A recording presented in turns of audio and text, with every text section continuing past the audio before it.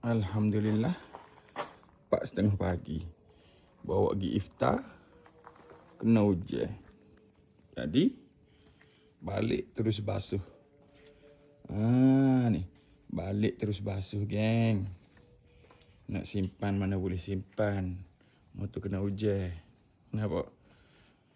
Ni mengikut data untuk original Malaysia difahamkan tak sampai 10 biji yang berdaftar pada tahun 1988. Nah, jadi perbezaan di antara hitam dan biru.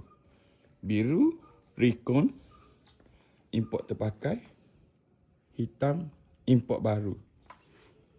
Registration original. Hitam untuk dijual. Nah, siapa dia nak motor siap, tak saya sakit kepala, beli motor, bubuh tuti, bubuh minyak, naik. DM saya.